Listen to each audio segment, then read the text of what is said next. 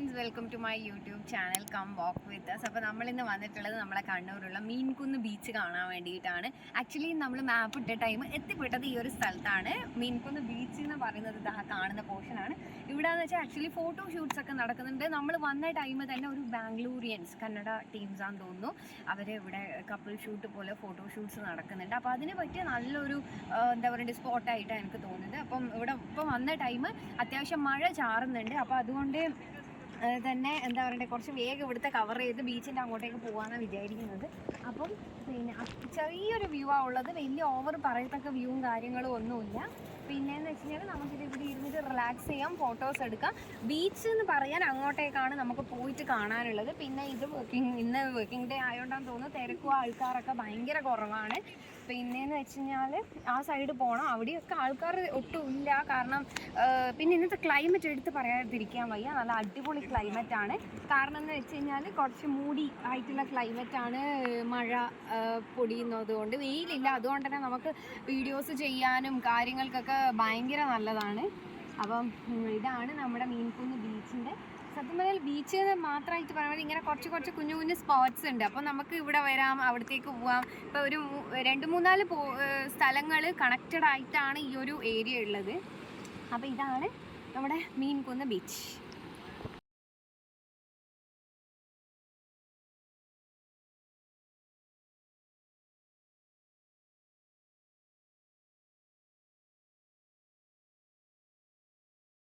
ചാൽ ബീച്ചിൽ എത്തിയിട്ടുണ്ട്. അപ്പോൾ ചാൽ ബീച്ചിൽ എന്ന് വെച്ച് കഴിഞ്ഞാൽ ഇവിടുത്തെ മെയിൻ ഹൈലൈറ്റ് എന്ന് പറയുന്നത് പൈൻ ട്രീസ് ആണ്.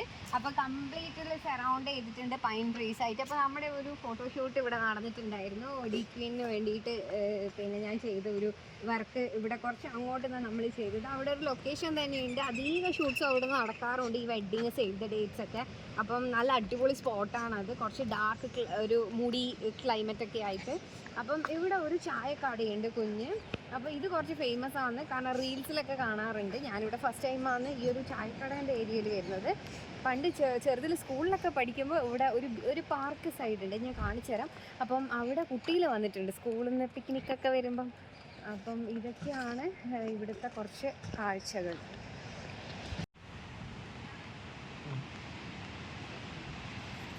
നമുക്കിത് ഇതുപോലത്തെ ഒരു മൂഡേ ആയിട്ടുള്ള ക്ലൈമറ്റിലൊക്കെ വന്നു കഴിഞ്ഞാൽ, പിന്നെ ഈവനിങ്സ് ഒക്കെ വന്നിട്ട് ഇരിക്കാനുള്ള ഒരുപാട് എന്താ പറയുക കുഞ്ഞു ഇതുപോലത്തെ സ്പോട്ട്സ് ഉണ്ട്. പിന്നെ അവിടെ കാറ്റാടി കഫേ എന്ന് പറഞ്ഞിട്ട് ആ ഗ്രീനറീൻ്റെ ഉള്ളിൽ ഒരു അടിപൊളിയായിട്ട് ഒരു കുഞ്ഞു ബെഞ്ചും ഡെസ്കൊക്കെ ഇട്ടിട്ട് ഒരു സ്പേസ് കൊടുത്തിട്ടുണ്ട്. അത് ശരിക്കും ഭയങ്കര എന്താ പറയുക നല്ല തണുപ്പും കാര്യങ്ങളൊക്കെ കിട്ടുന്നുണ്ട്. പിന്നെ അതുപോലെ തന്നെ ഇത് ഇവിടെ മരത്തിനെ കൊണ്ടും തെങ്ങിനെ കൊണ്ടൊക്കെ ഒരുപാട് സീറ്റ്സൊക്കെ ആക്കി വെച്ചിട്ടുണ്ട്. സത്യം പറഞ്ഞാൽ ഇതൊക്കെ എന്താ പറയുക നല്ല അടിപൊളിയായിട്ടുണ്ട്.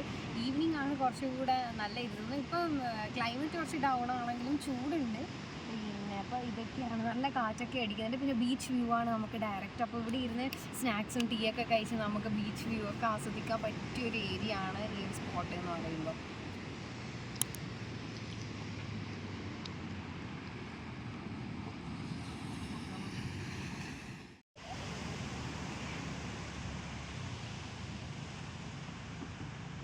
ഞാൻ നേരത്തെ പറഞ്ഞിട്ടുണ്ടായി ഇതിൻ്റെ ചുറ്റും പൈൻ ഫോറസ്റ്റ് ആണെന്നുള്ളത്. അപ്പോൾ ഇതാ റോഡ് വരുന്നത്. ഈ റോഡ് അങ്ങനത്തെയോളം നമുക്ക് പോകാൻ പറ്റും, അങ്ങും കുറേ വ്യൂസ് ഉണ്ട്. അപ്പം എന്താ പറയണ്ടത്, ഇതാണ് എന്തൊരു ഭംഗിയാണ് കാണാൻ വേണ്ടിയിട്ട്. 2 സൈഡും നല്ല ഗ്രീനറിയും നല്ല തണുപ്പും കാറ്റൊക്കെ ആയിട്ട് ഭയങ്കര ബ്യൂട്ടിഫുൾ ആയിട്ടുണ്ട്. സത്യം പറഞ്ഞാൽ നമ്മളെ കൂർഗ് വയനാടൊക്കെ പോകുന്ന ഒരു ഫീലാണ് നമുക്ക് കിട്ടുന്നത്.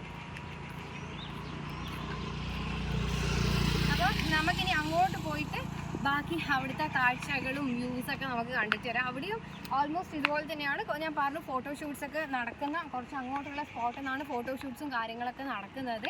അപ്പോൾ അതൊക്കെ നമുക്ക് കാണാം. പിന്നെ നമ്മൾ ഇതുപോലെ തന്നെ കുറേ കോളേജ് ഏജ് ആയിട്ടുള്ള കുട്ടികളും അങ്ങനത്തെ കുട്ടികളെയാണ് കൂടുതൽ ഈ ഏരിയയിലൊക്കെ കാണുന്നത്. അപ്പം അവർക്കാണല്ലോ മെയിനായിട്ട് ചില്ല് ചെയ്യാനുള്ള ഒരു സ്പോട്ട്സും കാര്യങ്ങളൊക്കെ ആയിട്ട്. അപ്പോൾ നമുക്ക് അങ്ങോട്ട് പോയിട്ട് കാണാം.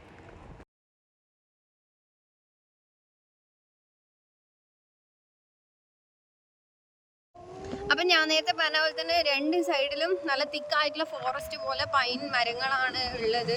പിന്നെ അപ്പോൾ 2 സൈഡിലും ഉണ്ട്, അതാണ് ഏറ്റവും വലിയൊരു ഹൈലൈറ്റ്. അപ്പോൾ ഈ സെൻറ്ററിൽ കൂടി ഈ റോഡും കൂടി വന്നപ്പം സംഭവം അടിപൊളിയായി. ശരിക്കും പറഞ്ഞാൽ ഈ ഒരു ടൈം, ഈ ഡിസംബറൊക്കെ ഏർലി മോർണിംഗ് ഒക്കെ വരുന്നതാണെങ്കിൽ നല്ല കോടയും കാര്യങ്ങളൊക്കെ ആയിട്ട് ഭയങ്കര ഒരു മൂടി ക്ലൗഡി അങ്ങനത്തെ ഒരു ടൈപ്പിലായിരിക്കും ഉണ്ടാവുക.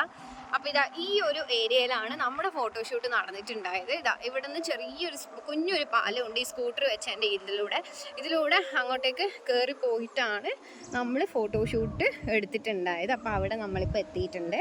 അപ്പോൾ നമുക്ക് ഉള്ളിലേക്ക് ഇതിലൂടെയും പോകാൻ പറ്റും. പിന്നെ നമുക്ക് ഇനി ഈ മുന്നിലേക്കൂടെയുള്ള റോഡ് കണ്ടോ, ഇതിലൂടെ പോയി കഴിഞ്ഞാൽ നമുക്ക് വേറൊരു സ്പേസിലോട്ടേക്ക് എത്തും. അവിടെയും നമുക്ക് റിലാക്സ് ചെയ്യാനും ഇരിക്കാനും ഫോട്ടോസ് എടുക്കാനും ഒക്കെ പറ്റും.